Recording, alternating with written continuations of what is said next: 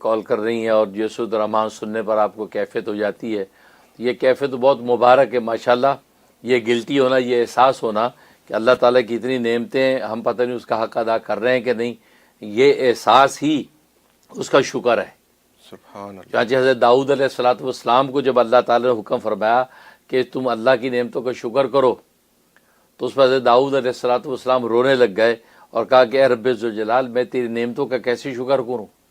اس لیے کہ جس زبان سے الحمدللہ کہتا ہوں وہ زبان بھی تو نے عطا کی ہے، جس ماتھے کو زمین پہ ٹیکتا ہوں وہ ماتھا بھی تو نے عطا کیا ہے، جس زمین پہ ٹیکتا ہوں وہ زمین بھی تو نے پیدا کی ہے، جن آنکھوں سے آنسو بہاتا ہوں وہ آنسو بھی تو نے عطا کیے ہیں، جن آنکھوں سے بہاتا ہوں وہ آنکھیں بھی تو نے دی ہیں۔ داؤد کا اپنا ہے ہی کچھ نہیں کہ جس بات پر میں شکر ادا کروں۔ اس پر اللہ تبارک و تعالیٰ فرمایا اے داؤد، بس یہ تیرا جو اعتراف ہے، بس یہی وہ شکر ہے جس کا تو نے حق ادا کر دیا۔ تو حقیقت یہ ہے کہ ہم شکر کا حق ادا کر نہیں سکتے۔ جس زبان سے الحمدللہ کہتے ہیں، زبان بھی اللہ نے دی، بولنے کی گویائی بھی اللہ نے دی، وہ الفاظ الحمدللہ کے اللہ نے ہمیں عطا کیے، تو اپنا تو ہے ہی کچھ نہیں، شکر کس بات کا ہوگا؟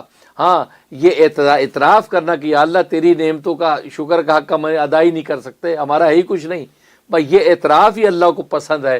اللہ فرماتے بس تم نے میری شکر کی نعمت کا حق ادا کر دیا۔ تو یہ کیفیت تو بہت مبارک کیفیت ہے کہ جو آپ پر طاری ہے کہ اللہ کی نعمتوں کا شکر کیسے کروں۔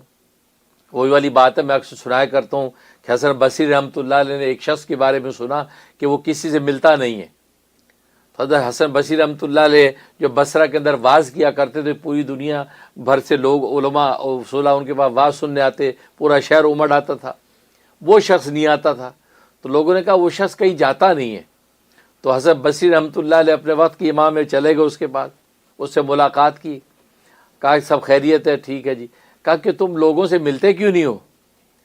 فرمایا کہ اصل میں ایک بڑے ضروری کام میں مصروف ہوں میں، اس لیے میرے پاس ٹائم ہی نہیں ہے کسی سے ملنے کا۔ کہا اچھا۔ فرمایا کہ یہ حسن بصری کا واز ہوتا ہے فلاں مسجد کے اندر، تو امام حسن بصری کا واز کبھی سننے آ جایا کرو۔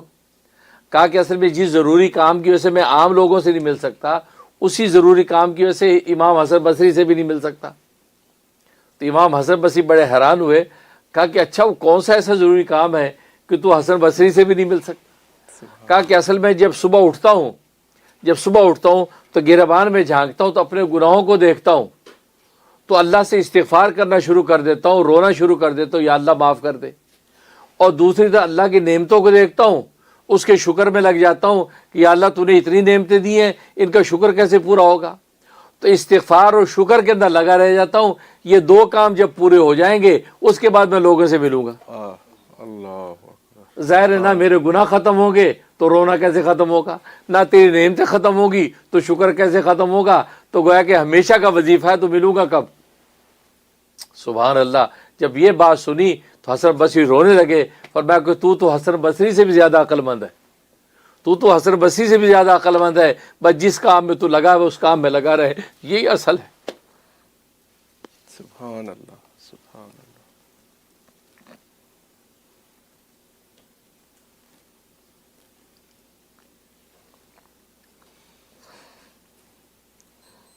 یہی کام اصل ہے، جس کام میں تو لگا ہوا یہ کام اصل ہے۔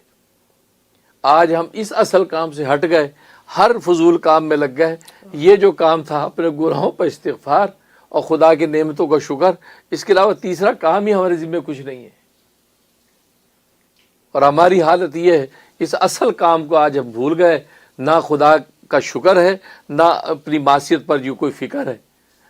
ہاں، تیسرے کاموں میں اپنے آپ کو لے کے پھرتے ہیں جس کی اللہ کے یہاں کوئی قیمت نہیں ہے۔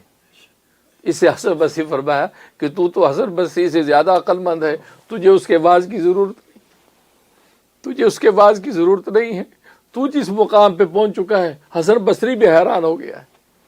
تو حقیقت یہ ہے کہ یہ احساس سے ندامت پیدا ہو جانا کہ اللہ کی نعمتوں کا حق کیسے ادا کریں گے، جس نے بولنے والی زبان دی، سننے والے کان دیے، دیکھنے والی آنکھیں دی ہیں، چلنے والے قدم، ہاتھوں پکڑنے والے ہاتھ، دھڑکنے والے دل، سوچنے والے دماغ، یہ جسم و جان کی ایک ایک نعمت دی اور بغیر مانگے عطا کی ہے اور دیے چلا جا رہا ہے۔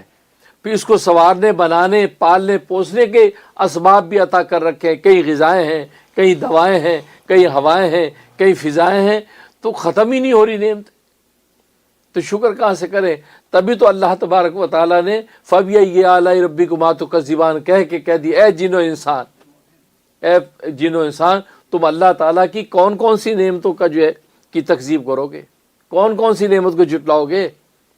تم یہ کہو گے یہ میرے اپنے ہاتھ کی کمائی، یہ میرے ہاتھ کون کون سی اتنی نعمتیں ہیں کہ تم شمار نہیں کر سکتے، اور تمہیں کہنا پڑے گا کہ یہ میرے اللہ نے دی ہے، بے شک تمہیں اس کی اقرار کے بغیر کوئی گزارا نہیں ہے۔